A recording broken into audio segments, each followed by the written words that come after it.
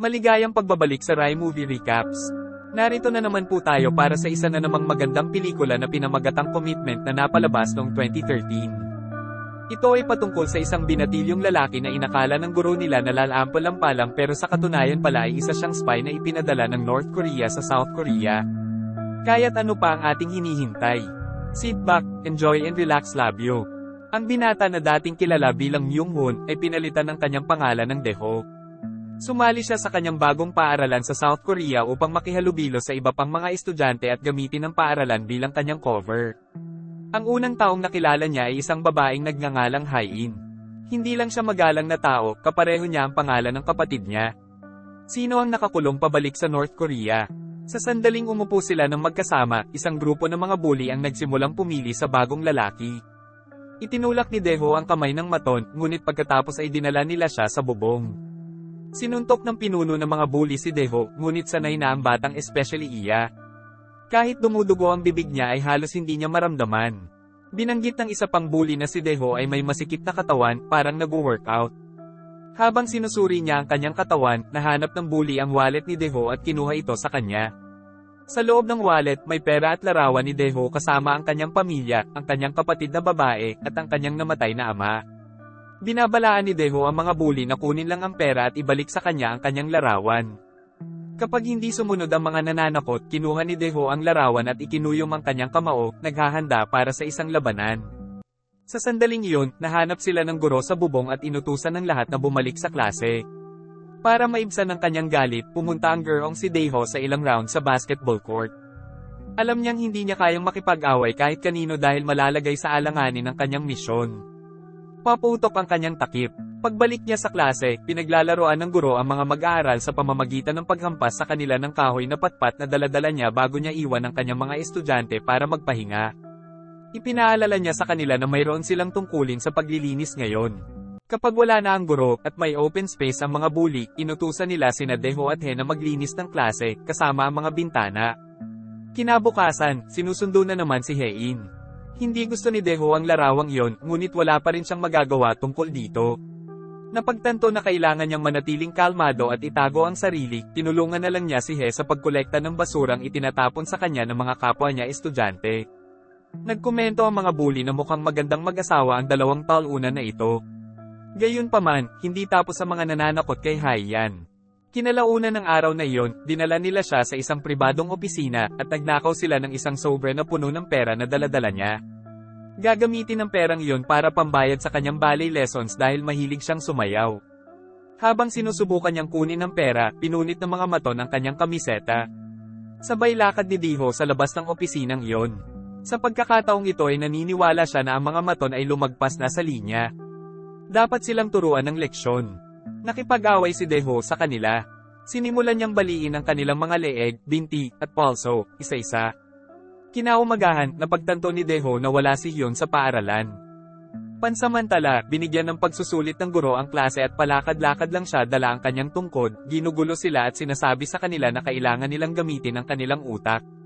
Nang lapitan niya si Dae-ho at hahampasin na sana siya ng stick, pinigilan siya ng huli dahil sa instinct. Napagtanto ng batang especially iya na siya ay sumobra at pinalaya niya ang napahiya na guro. Upang harapin ang awkward moment na ito, pinupuri siya ng guro sa kanyang reflexes. Sa panahon ng pahinga, ang mga maton ay kumakain ng kanilang tanghalian sa cafeteria. O hindi bababa sa sinusubukan nilang kainin ito dahil si Dae-ho ay naghatid ng ilang tunay na pinsala sa kanila. Pinag-uusapan nila kung paano sila maghihiganti kay Dae-ho. Ngunit agad nilang tinikom ang kanilang mga bibig nang makita siyang papalapit. Umupo si Dae-ho sa kanila at tinanong ang pinuno ng mga bully kung alam niya kung saan nagtatrabaho si Hyun. Pagkatapos, nakipagkita si Dae-ho sa guro, sinabing sumasakit ang ulo niya at gusto niyang umalis ng maaga sa paaralan ngayon. Awkward pa rin ang teacher sa nangyari kanina, and he would actually feel better if Dae-ho left the school today, kaya pinayagan na lang niya. Sa araw na iyon ay natanggap din ni Dae-ho ang kanyang unang misyon.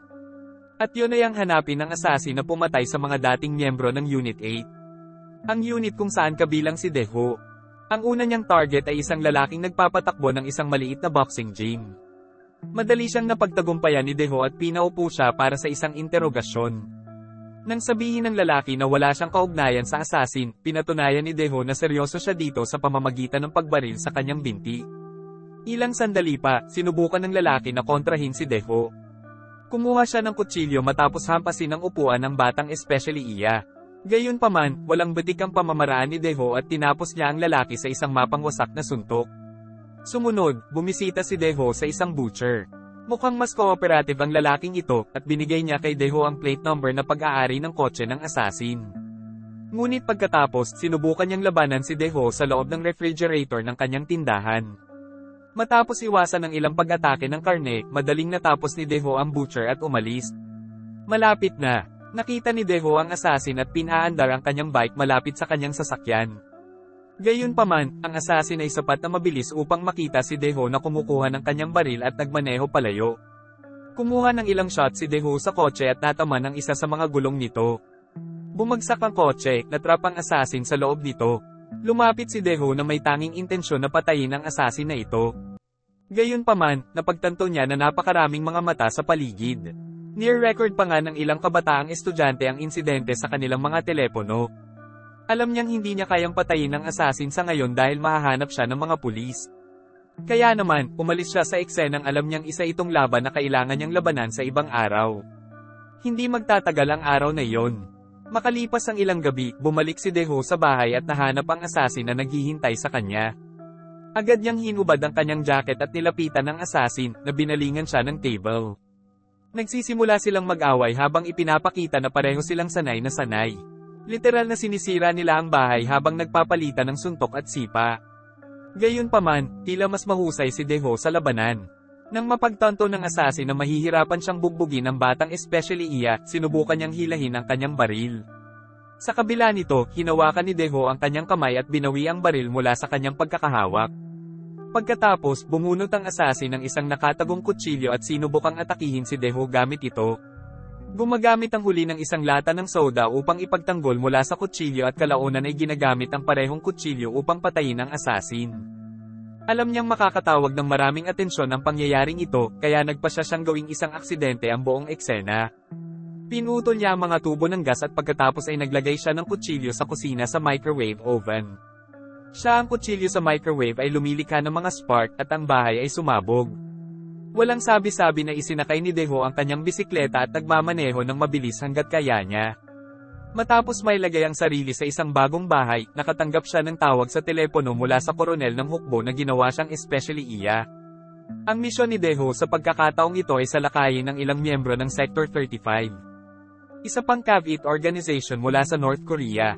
Ang Sector 35 ay isang organisasyon na kabilang sa paparating na diktador ng North Korea, si Kim Jong-un, habang ang Unit 8 ay kabilang sa kasalukuyang diktador na si Kim Jong-il. Ginawa ni Deho ang sinabi sa kanya at inatake ang ilang miyembro ng Sector 35 sa isa sa kanilang mga pagpupulong habang pinapatay niya ang marami sa kanila. Nagnakaw din si Deho ng isang pakete na puno ng mga diamante na nagkakahalaga ng $30 milyong. Samantala, isang mataas na ranggo na miyembro ng pamahalaang Hilagang Korea ang nag-set up ng isang pulong sa kanyang mga katapat mula sa China at South Korea. Ipinaalam niya sa kanila na si Kim Jong-il ay mamamatay dahil siya ay may sakit. Na ang ibig sabihin ay tatayo na si Kim Jong-un. Bilang regalo, ibibigay nila sa kanila ang lahat ng pangalan ng mga operatiba ng Unit 8 na naninirahan sa China at South Korea.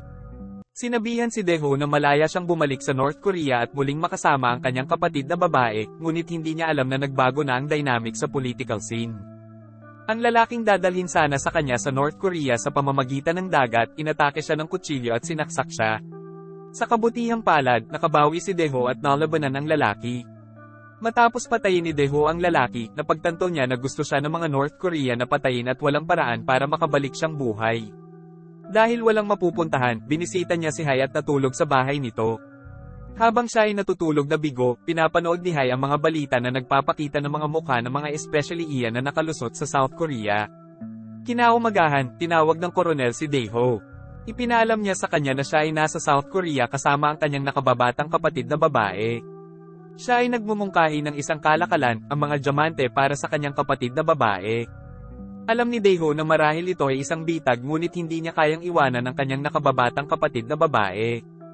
Iyon ang dahilan kung bakit siya sumulat ng isang tala para kay Hain bago siya umalis, na sinasabi sa kanya na ipaalam sa pulisya ang tungkol sa pakikipagpulong niya sa koronel. Sa pagpupulong, ipinakita ng koronel at Deho sa isa't isa ang kanilang mga pakete.